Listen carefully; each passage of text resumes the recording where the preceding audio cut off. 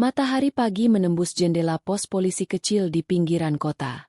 Suara dering telepon dan langkah cepat para petugas terdengar bersahutan. Di tengah kesibukan itu, seorang perempuan berseragam lengkap berjalan anggun menuju ruang briefing. Dia adalah Bribtu Ayu Larasati, seorang poluan muda berprestasi. Tak hanya cerdas dan disiplin, Ayu juga dikenal ramah dan berani turun langsung menangani kasus-kasus sulit di masyarakat.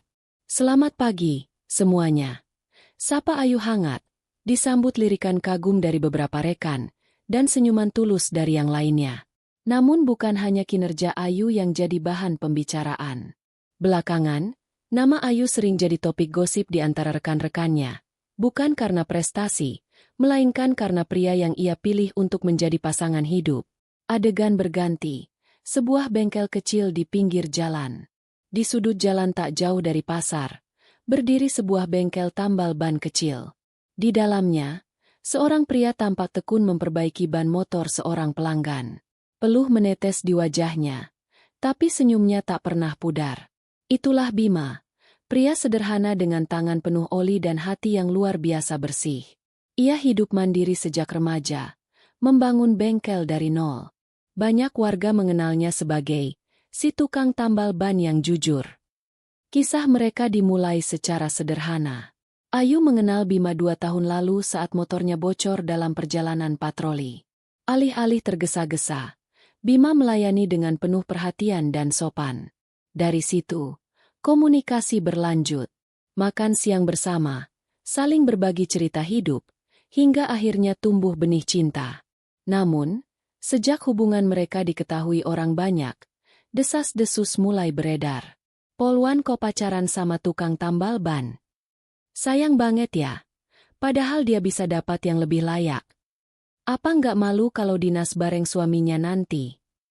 Ayu mendengar semuanya, tapi tak satu pun komentar itu menggetarkan niatnya. Di mata Ayu, Bima bukan sekadar pekerjaan, dia adalah sosok tulus, bertanggung jawab, dan memiliki hati yang tak semua pria kaya miliki. Di rumah, penolakan lebih keras. Di ruang makan rumah Ayu, suasana dingin menyelimuti. Sang ibu, Bu Ratna, menatap tajam anak gadisnya yang sedang menikmati makan malam. "Ayu, kamu serius masih berhubungan dengan Bima itu?" "Iya, Bu. Saya serius," jawab Ayu tanpa ragu. "Apa kamu nggak malu? Ibu ini kerja keras dari dulu biar kamu sukses. Masa kamu nikah sama tukang tambal ban?" Ayu terdiam, menunduk, tapi hatinya tidak gentar. "Bu, kebahagiaan gak ditentukan dari seragam atau jabatan, tapi dari siapa yang bisa menjaga kita dan tulus mencintai." Bu Ratna bangkit dari kursinya dan berjalan pergi tanpa sepatah kata. Hati Ayu perih, tapi dia tahu ini baru permulaan. Pagi itu, suasana pos polisi sedikit lebih ramai dari biasanya. Ayu baru saja selesai memeriksa laporan harian ketika dua rekan poluan, Mira dan Tari, mendekatinya dengan senyum yang tak sepenuhnya tulus. "Yu, aku dengar kamu udah tunangan ya? Wah, siapa nih yang beruntung?" tanya Tari sambil menyenggol lengan Mira. Mira ikut menimpali. "Iya, masa katanya tukang tambal ban? Beneran gak sih?" Ayu menatap mereka tanpa senyum, tapi tetap sopan. "Namanya Bima. Dan iya, dia kerja sebagai tukang tambal ban. Tapi dia juga seorang yang sangat jujur dan pekerja keras." Kedua temannya saling pandang, lalu tertawa kecil. "Iya deh, yang penting bahagia ya. Tapi kalau aku sih, malu aja sih nanti kalau dijemput suami naik motor tambal ban," ucap Mira setengah berbisik tapi sengaja dikeraskan. Ayu tidak membalas. Ia hanya mengambil berkas dan berjalan pergi. Tapi hatinya panas. Bukan karena hinaan itu, tapi karena sempitnya cara pikir orang-orang terhadap arti sebenarnya dari pasangan hidup. Bima yang merasa bersalah. Di sisi lain, Bima pun merasakan tekanan yang sama, meski tidak secara langsung. Beberapa tetangga mulai membicarakannya. "Bener tuh, Bima mau nikah sama poluan? Wah, kayak mimpi. Itu ceweknya beneran serius gak ya? Jangan-jangan cuma main-main doang." Bima hanya menunduk, pura-pura sibuk menambal ban. Malamnya, Di depan bengkel kecilnya, Ayu datang membawa 2 bungkus nasi Padang. Mereka duduk di pinggir trotoar. Seperti biasa. "Kamu kenapa murung?" tanya Ayu. "Yuk, aku takut ngerusak hidup kamu. Semua orang mandang aku rendah." Mungkin mereka benar. Ayu meletakkan bungkus nasi dan memegang tangan Bima. "Dunia boleh memandang kamu rendah. Tapi kamu tahu kenapa aku tetap di sini? Karena aku yang tahu siapa kamu sebenarnya." Bima menatap mata Ayu, dan di balik keraguan yang menghantui, ia menemukan keteguhan yang luar biasa. Ibu yang terus menentang. Di rumah, Bu Ratna makin keras menekan Ayu. Bahkan ia mulai menyebarkan berita ke keluarga besar bahwa Ayu hanya tersesat sesaat. "Kalau Ayu tetap maksa, ibu gak akan datang ke pernikahanmu. Jangan harap." Ayu diam, menahan perih di dada. Tapi kali ini, ia tidak menangis. Di tengah semua penolakan, Ayu dan Bima justru semakin mantap melangkah. Mereka mulai merancang hari pernikahan sederhana yang akan digelar di aula kecil dekat masjid. Tanpa dekorasi mewah, tanpa gaun pernikahan mahal, tapi cinta yang tulus, jauh lebih indah dari kemewahan apapun. Namun mereka tidak tahu bahwa badai sesungguhnya baru akan datang. Dan semuanya akan berubah di titik pemicu berikutnya. 3 minggu menjelang hari pernikahan, Ayu dan Bima sibuk membagikan undangan. Meskipun sederhana, desainnya rapi dan hangat, mencerminkan kepribadian mereka berdua. Ayu mendatangi rumah salah satu atasannya di kantor, Pak Kompol Dedi, dengan membawa undangan. "Pak, ini undangan pernikahan saya. Mohon doa dan restunya ya." Pak Dedi menatap undangan itu sebentar, lalu menaruhnya di meja. "Oh, sama siapa namanya? Tukang tambal ban itu, ya?" Ayu tersenyum kecil. "Iya, Pak. Namanya Bima." Pak Dedi hanya mengangguk tanpa ekspresi. "Ya udah, nanti saya lihat dulu jadwal saya." Ayu paham maksud kalimat itu. Ia melangkah pergi dengan hati yang semakin berat. Di media sosial, hinaan mulai berdatangan. Beberapa foto lamaran Ayu dan Bima yang sempat diunggah ke media sosial mulai viral di lingkup internal Polres. Captionnya sederhana, tapi komentar yang muncul, tidak semua menyenangkan. "Masa poluan cantik gini nikah sama tukang tambal ban? Cintanya mungkin tulus, tapi nanti hidupnya pasti susah. Sayang banget, bisa dapet perwira, malah milih yang gak jelas." Beberapa rekan Ayu diam-diam mengirimkan tangkapan layar komentar itu ke Ayu lewat pesan pribadi. Ada yang sekadar iseng, ada juga yang ingin membuka mata Ayu. Namun Ayu tak membalas satupun. Bima mulai goyah. Di bengkel, Bima tampak semakin murung. Ia melihat foto dirinya di media sosial mulai dijadikan bahan meme oleh beberapa anak muda sekitar, menyandingkan gambar dirinya yang kotor karena oli dengan caption menghina. "Bima, kamu kenapa?" tanya Ayu malam itu. "Aku gak sanggup. Yuk, hidup kamu terlalu bersinar. Aku hanya akan jadi bayang-bayang yang bikin kamu malu." Ayu mencengkeram tangan Bima kuat-kuat. "Kalau kamu mundur sekarang, kamu bukan cuma menyerah pada dunia, tapi juga mengkhianati cinta kita sendiri." Bima menunduk. Suaranya berat. "Tapi bagaimana dengan ibumu? Semua orang? Apa kamu gak capek?" Ayu menatap langit malam, mencoba menahan air matanya. "Capek. Tapi lebih capek kalau aku pura-pura bahagia dengan orang lain, hanya karena dia kaya atau berpangkat." Puncaknya, sebuah kejadian memalukan. Hari Minggu, Ayu dan Bima hadir dalam undangan pernikahan rekan sesama polisi. Mereka datang dengan sederhana. Ayu mengenakan kebaya biru langit, Bima mengenakan kemeja putih bersih dan celana bahan. Namun begitu mereka masuk, suasana hening sesaat. Beberapa tamu mulai berbisik, menunjuk-nunjuk Bima. Beberapa bahkan tertawa sambil menutup mulut. "Itu dia calon suaminya Ayu? Seriusan? Mirip tukang parkir." Ayu menggenggam lengan Bima erat. Bima tampak menahan emosi.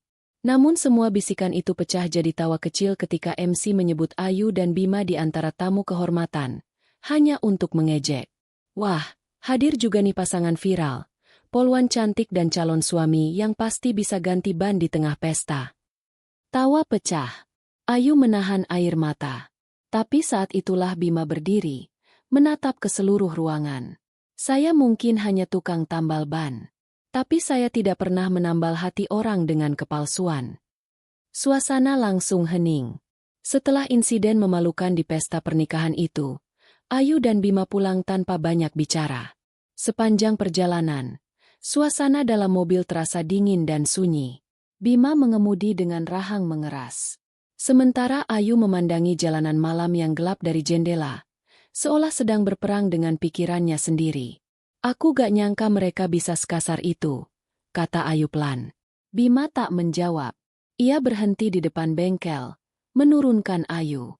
Mulai sekarang, jangan datang ke sini dulu, yuk. Ayu menoleh cepat. Kaget. Apa maksud kamu? Aku butuh waktu. Aku gak mau kamu makin malu karena aku. Ayu menahan napas, lalu membuka pintu mobil dengan keras. Jadi kamu nyerah? Kamu pikir ini semua hanya tentang kamu? Aku juga dihina, diejek, dicibir.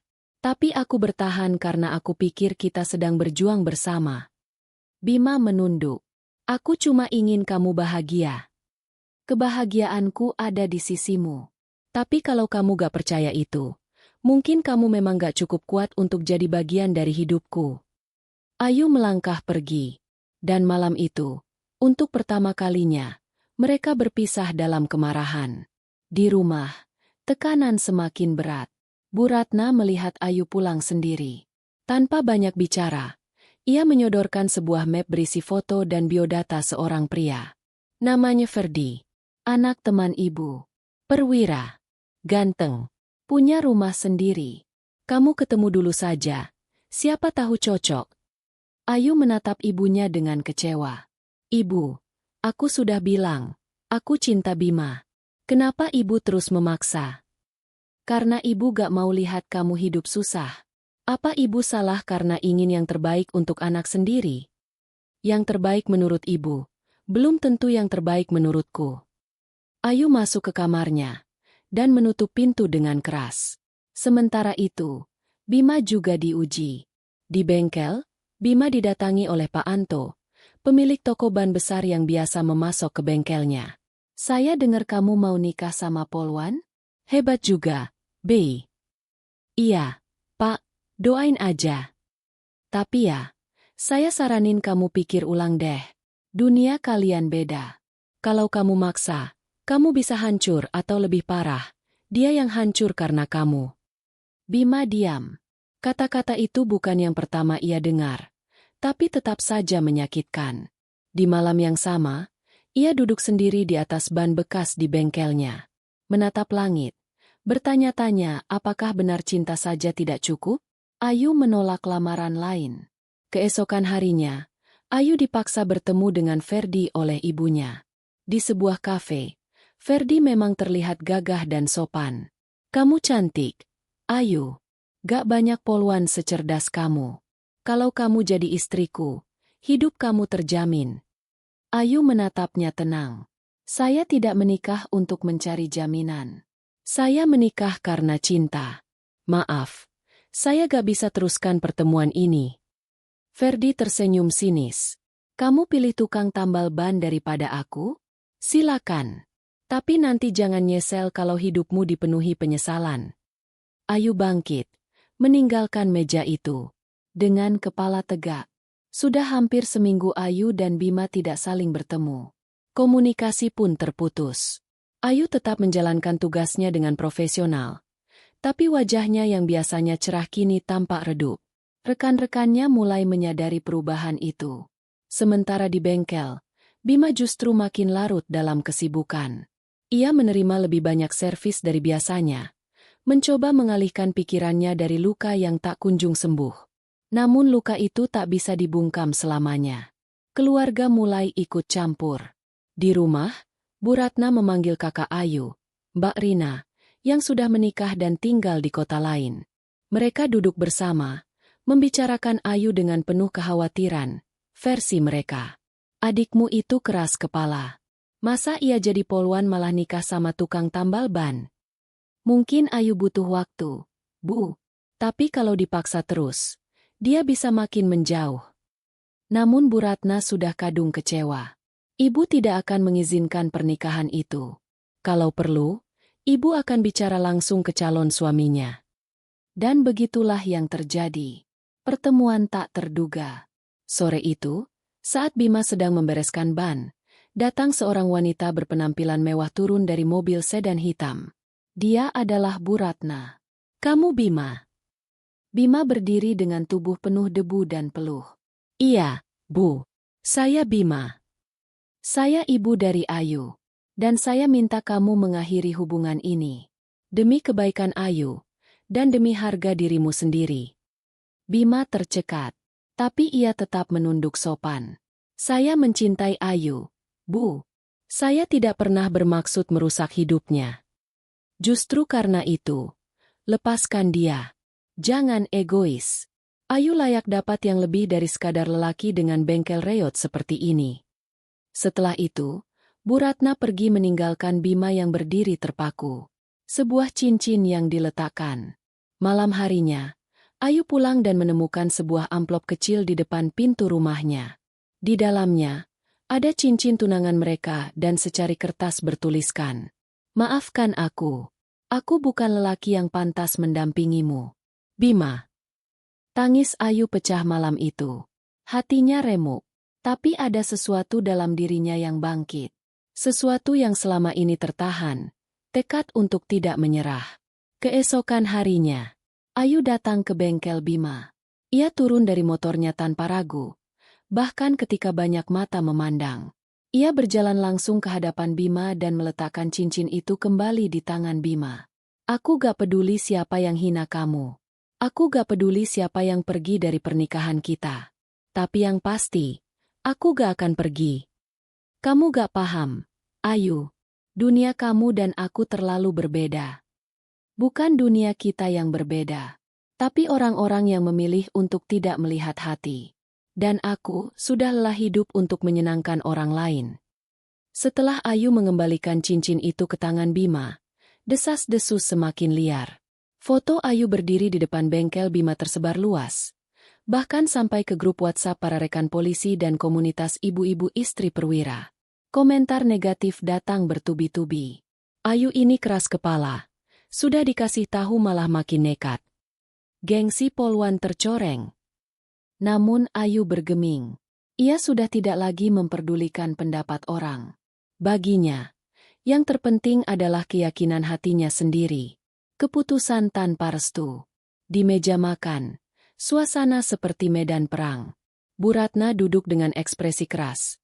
Ayu berdiri di depannya sambil membawa map berisi persiapan pernikahan. Ibu gak setuju. Titik. Kalau begitu, saya akan tetap menikah tanpa restu ibu. Berani kamu ngomong begitu sama orang tua? Ayu menunduk, menahan air mata. Tapi ia bicara dengan suara yang tenang. Saya sudah cukup lama membahagiakan orang lain dengan mengorbankan diri sendiri. Sekarang giliran saya memilih kebahagiaan saya sendiri. Bu Ratna berdiri, menampar meja. Kalau kamu tetap nikah, jangan pernah kembali ke rumah ini. Dan Ayu hanya mengangguk pelan. Persiapan yang sederhana tapi penuh arti. Dengan tabungan seadanya, Ayu dan Bima tetap melanjutkan persiapan pernikahan.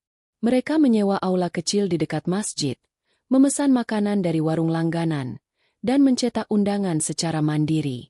Tidak ada dekorasi megah. Tidak ada make-up artis terkenal. Tidak ada ratusan undangan dari kalangan elit. Tapi yang ada adalah ketulusan dan keberanian. Teman-teman yang menjauh. Di kantor, Ayu mulai merasakan perubahan. Beberapa teman mulai menjauh. Mira dan Tari tidak lagi menyapanya. Bahkan Pak Dedi tak lagi bersikap hangat. Ayu, kamu yakin ini jalan yang kamu mau? Tanya rekan lamanya, Bribtu Desi, satu-satunya yang masih peduli. Yakin. Aku mungkin kehilangan banyak. Tapi aku gak mau kehilangan diriku sendiri. 1 hari sebelum pernikahan, Ayu dan Bima duduk berdampingan di aula yang sedang dihias dengan kertas lipat sederhana. Beberapa anak-anak dari kampung sekitar ikut membantu. "Gimana perasaanmu?" tanya Bima pelan. "Lega. Meski ibu gak datang, meski teman-temanku menjauh, aku gak takut." Tiba-tiba ponsel Ayu berbunyi. Satu pesan masuk dari nomor yang tak dikenal. "Besok kamu akan lihat siapa Bima sebenarnya. Jangan nyesel, Ayu." Ayu memandang pesan itu lama. Tapi ia hanya tersenyum. Kita akan buktikan bahwa cinta sejati tidak butuh validasi siapapun, kecuali dari hati sendiri. Satu hari sebelum pernikahan, aula kecil yang disewa Ayu dan Bima mulai dihias sederhana oleh warga sekitar. Tak ada wedding organizer, hanya kerjasama dan gotong royong dari tetangga yang selama ini melihat perjuangan mereka. Namun, kabar tersebar, Ibu Ayu tak akan hadir di pernikahan anaknya. Pesan terakhir dari seorang ibu. Pagi itu, Ayu bangun dan menemukan selembar surat di bawah pintu kamarnya di rumah kontrakan. Tulisan tangan ibunya. "Ayu, ibu memang keras. Tapi itu karena ibu takut kamu menderita. Tapi jika kamu yakin dengan pilihanmu, jalani. Ibu tidak akan datang. Tapi doaku tidak pernah absen. Ibu." Air mata Ayu menetes perlahan. Ia genggam surat itu erat. Kabar buruk di media sosial. Pukul 10 pagi, sebuah unggahan viral di media sosial mendadak menggemparkan. Kamera dengan kilat foto. Bima sedang dihampiri oleh seorang pria berjas. Catatan caption. "Inikah calon suami Polwan?" Ternyata menyembunyikan identitas aslinya. Bukan cuma tukang tambal ban. Komentar berhamburan. Banyak yang mengejek, tapi ada juga yang mulai bertanya-tanya. Maksudnya apa? Menyembunyikan identitas? Siapa dia sebenarnya? Ayu melihat unggahan itu dan mulai panik. Ia langsung menghubungi Bima, tapi tak diangkat. Waktu terasa lambat, dan pikiran Ayu mulai dipenuhi rasa cemas. Seseorang datang ke aula pernikahan. Sore harinya, aula tempat pernikahan dihias. Tiba-tiba didatangi mobil mewah hitam. Dari dalamnya keluar seorang pria parubaya berkemeja rapi dan berkacamata hitam. Warga sekitar mulai berbisik. Bima yang sedang membantu menggantung hiasan, langsung turun dan menghampiri pria itu. "Sudah lama kamu lari dari semuanya. Bi, sampai kapan kamu sembunyi pakai seragam tambal ban itu?" Ayu mendekat, terkejut. "Siapa dia, Bima?" Bima tertunduk. "Ini, Pak Surya. Ayah kandungku." Ayu terdiam. "Tunggu, ayah kandungmu?" Pengakuan mengejutkan. Pak Surya menatap Ayu. Bima itu bukan tukang tambal ban biasa. Dia lulusan teknik mesin dari Jerman. Dia kabur dari rumah sejak 2 tahun lalu, karena menolak dijodohkan dan memilih hidup sederhana. "Saya dan ibunya punya perusahaan otomotif di Jakarta." Ayu terpaku. "Jadi, semua ini kamu sembunyikan dariku?" Bima bicara pelan, menatap mata Ayu dengan tulus. "Karena aku ingin tahu siapa yang bisa mencintaiku, bukan karena apa yang kumiliki, tapi siapa aku sebenarnya." Semua orang terdiam. Warga yang mendengar mulai berdatangan. Desas-desus tentang Bima langsung berubah dari tukang tambal ban menjadi anak konglomerat yang menyamar. Dan tak lama kemudian, mobil lain datang. Dari dalam, turun seseorang yang tak disangka-sangka. Bu Ratna, Ibu Ayu. Dia menatap Ayu dengan mata berkaca-kaca. Lalu memeluk anaknya erat-erat. "Maafkan Ibu. Ibu salah menilai dia." Ayu menangis di pelukan ibunya. Sementara Bima menatap mereka dengan mata merah. Untuk pertama kalinya, ia merasa diterima. Hari yang ditunggu-tunggu datang. Pagi itu, matahari bersinar cerah seolah turut memberkati. Aula sederhana yang sebelumnya hanya dihiasi kertas warna-warni, kini tampak jauh lebih hidup. Warga berdatangan. Beberapa teman polisi Ayu yang sebelumnya menjauh, kini hadir dengan senyum canggung. Ayu tampak anggun dengan kebaya putih sederhana. Bima pun tampak gagah, bukan karena jasnya, tapi karena senyum tulus yang tak pernah lepas dari wajahnya. Satu tamu yang tak terduga. Saat akad hampir dimulai, mobil hitam lainnya tiba. Semua orang menoleh. Dari dalam, turun seorang wanita elegan bergaun batik modern. Ibu kandung Bima, Bu Renata, pemilik perusahaan otomotif terkenal di Jakarta. Wajahnya tegas namun anggun. Ia berjalan langsung ke arah pelaminan, diikuti oleh beberapa asisten pribadi. Semua orang berbisik. Itu Bu Renata, pemilik Renata Motor Group, kan? Jadi benar Bima itu anak orang kaya. Dialog ibu dan menantu. Bu Renata berdiri di depan Ayu. Semua mata tertuju padanya. Kamu Ayu, calon istri anak saya? Iya, Bu. Jawab Ayu, tegas namun sopan. Bu Renata menatap Ayu dalam-dalam, kemudian tersenyum tipis. Saya dulu sempat kecewa dengan keputusan Bima meninggalkan rumah. Tapi setelah lihat kamu, saya sadar, mungkin Bima lebih pintar memilih daripada saya. Ayu menahan napas. Terima kasih, Bu. Jaga dia baik-baik. Dia keras kepala, tapi hatinya lembut. Dan, terima kasih karena sudah memilihnya bukan karena harta kami. Lalu Bu Renata membuka tasnya, menyerahkan kotak kecil berisi cincin berlian warisan keluarga. Ini untukmu. Tanda bahwa kamu sekarang bagian dari keluarga kami. Tangis Ayu pecah pelan. Ia tak menyangka, di hari yang awalnya terasa penuh tekanan, ia justru mendapat penerimaan yang luar biasa. Ijab kabul yang mengguncang hati. Semua orang terdiam ketika suara penghulu mulai terdengar. Bima duduk tenang di hadapan ayah Ayu, yang akhirnya datang dan bersedia menikahkan putrinya sendiri. Saya nikahkan dan kawinkan engkau, Bima Prasetya Putra Surya, dengan anak kandung saya, Ayu Ratna Wulandari, dengan mas kawin seperangkat alat salat dan emas 10 gram, dibayar tunai. Saya terima nikahnya Ayu Ratna Wulandari binti Haji Rafiuddin dengan mas kawin tersebut, tunai. Sah, tepuk tangan, tangis haru, dan takbir mengisi ruangan kecil itu. Semua yang menghina, kini terdiam. Beberapa tamu yang dulu mencibir hanya bisa menunduk malu. Tak menyangka, pria yang dulu mereka remehkan, ternyata lebih dari apa yang terlihat. Gila, kita sempat bilang dia tukang tambal ban.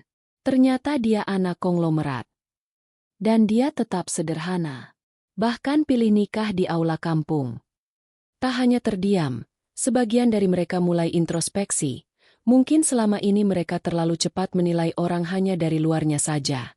2 minggu telah berlalu sejak hari pernikahan Ayu dan Bima. Kehidupan mereka perlahan kembali ke ritme biasa.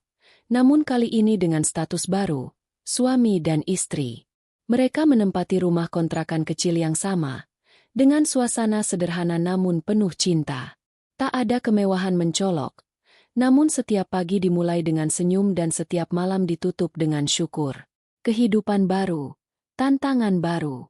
Sebagai polwan, Ayu tetap menjalankan tugasnya dengan disiplin. Rekan-rekannya yang dulu menjauh, kini mulai menunjukkan kembali sikap hangat. Beberapa bahkan meminta maaf secara pribadi. Yuk, maafin kita ya. Ternyata kamu memang luar biasa. Sementara itu, Bima mulai menjalankan bisnis kecil hasil kolaborasi dengan warga sekitar.